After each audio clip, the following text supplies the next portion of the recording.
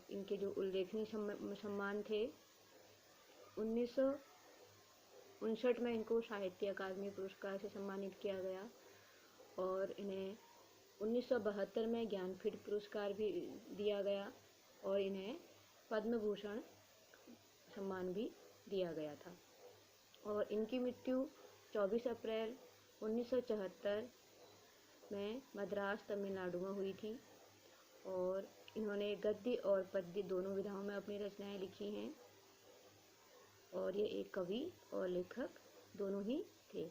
तो इन्होंने जो कहानी, एक कविता लिखी है भगवान के डाकिए, इस कविता में इन्होंने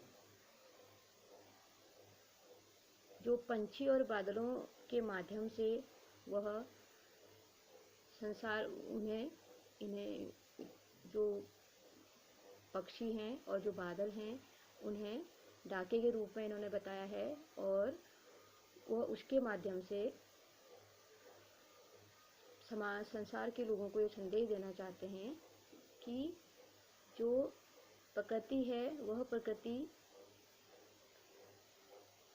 वह क्या है, वो मनुष्य जाति को प्रेम और शांति का संदेश देते हैं। प्रकृति की जो चीज़ें होती हैं उनमें कोई बंधन नहीं होता है, उन्हें कोई रोक नहीं सकता है, वह किसी भी देश में जा सकते हैं और किसी भी देश में अपने आ सकते हैं। हवा है और जो पक्षी हैं, बादल हैं, इनके लिए कोई बंधन नहीं होता है।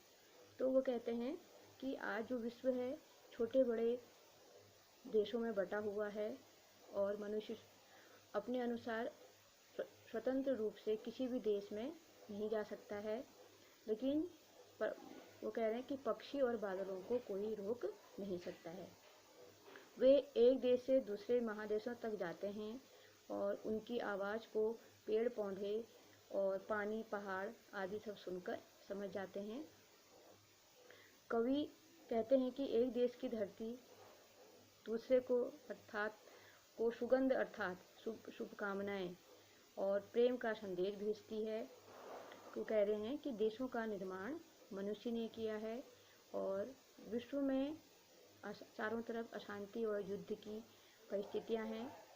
तो कवि मनुष्य को वसुधैव कुटुंबकम का संदेश भगवान के डाके के माध्यम से सुनाना चाहते हैं। तो इसकी जो पहला पद जो है इसका, वह है पक्षी और बादल ये भगवान के डाकिए हैं जो एक महादेश से दूसरे महादेश को जाते हैं। हम तो समझ नहीं पाते हैं मगर इनकी लाई चिट्ठियाँ पेड़ पौधे और पहाड़ पहुँचते हैं। तो यहाँ पर कवि कह रहे हैं इन पंक्तियों में कि आसमान में तैरते हुए बादल और पक्षी भगवान के डाकिए हैं। डाकिए क्या करते हैं, सूचनाओं को, संदेशों को एक जगह से दूसरी जगह ले जाते हैं।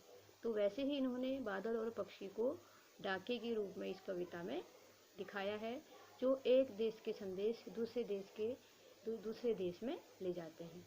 ये एक देश से उड़कर दूसरे देशों तक चले जाते हैं। महादेश का मतलब होता है देशों का एक समूह। तो एक देश से दूसरे देश कर उड़कर ये दूसरे देश तक जाते हैं और अपने खास संदेशों का आदान प्रदान करते हैं। ये संदेश हम नहीं समझ पाते क्योंकि इनकी जो भाषा है उन भाषा को मनुष्य नहीं समझ पाता है, लेकिन भगवान के संदेश को पर्वत, जल, पेड़ पौधे आदि आराम से समझ जाते हैं। यहाँ पर बाँचते हैं जो शब्द है, बाँचते का अर्थ है पढ़ते हैं। तो जो संदेश भगवान के जो डाकिए होते हैं, पक्षी और बादल, एक देश से दूसरे देश पर ले जाते हैं, उसे समझना हम मनुष्यों के लिए असंभव है। लेकिन जो प्रकृति की चीज़ें हैं, पेड़ पौधे, पानी और पहाड़, उन संदेशों को आसानी से समझ लेते हैं, पढ़ लेते हैं। फिर है अगला, हम तो केवल आंकते हैं कि एक देश की धरती दूसरे देश को संदेश भेजती है और वह सौरभ हवा में तैरते हुए पक्षियों की पाँखों पर टिकता है और एक देश का भाप दूसरे देश में पानी बनकर गिरता है। तो इसमें जो शब्द हैं, आंकने, आंकते हैं मतलब हिसाब लगाते हैं, देखते हैं। आंकते हैं जो शब्द है उसका अर्थ है हिसाब लगाते हैं, देखते हैं। पाँखों पर तिरता है, तिरता मतलब तैरते हुए जाता है। और भाप का मतलब होता है वाष्प, जो पानी गर्म होकर जब उसमें से जो हवा में मिल जाती है तो उसे क्या कहते हैं, भाप कहते हैं। तो यहाँ पर कवि कह रहे हैं कि हम तो धरती की सीमा, हम लोगों ने क्या किया है, इस धरती को सीमाओं में बांट रखा है, लेकिन प्रकृति के लिए सब क्या है, एक समान है। इसलिए एक देश की धरती अपने सुगंध दूसरे देश को भेजती है। सुगंध यहाँ पर शुभकामनाओं के लिए कहा गया है, और ये सुगंध पक्षियों के पंखों में बैठकर यहाँ से वहाँ फैलती है। तो एक देश की जो वो कह रहे हैं कि सुगंध कहा गया है यहाँ पर शुभकामनाओं के लिए, प्यार के लिए, और आपस में प्रेम की भावना का प्रचार पक्षी के पंखों में बैठकर यहाँ से वहाँ फैलती है। और एक देश की भाप दूसरे देश में भाप बनकर बरस जाती है। जब वर्षा होती है तो वर्षा होने से पहले क्या होता है कि पृथ्वी पर जब सूर्य की रोशनी पड़ती है तो सूर्य की रोशनी से जो धरती का जो पानी है वह गर्म होकर भाप बनता है, और भाप बन के उसमें वह बादल का रूप ग्रहण करता है, और बादल का रूप ग्रहण करके वह वर्षा के रूप में धरती में पुनः आता है।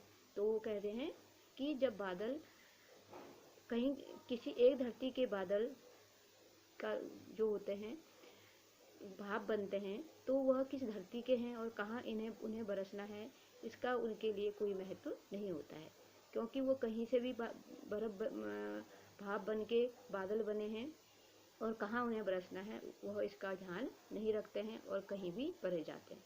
लेकिन जो मनुष्य है वह मनुष्य क्या करता है, अपने देश की धरती दूसरे देश की धरती, इसी के लिए वह लड़ता रहता है। तो वो यहाँ पर कहना चाहते हैं कि हमें प्रकृति के माध्यम से वो बताना चाह रहे हैं कि हमें आपस में शांति, प्रेम, सद्भावना के साथ रहना चाहिए, और जिस प्रकार प्रकृति सबके साथ समानता का व्यवहार करती है वैसे ही मनुष्य को भी संसार में शांति को कायम रखना चाहिए।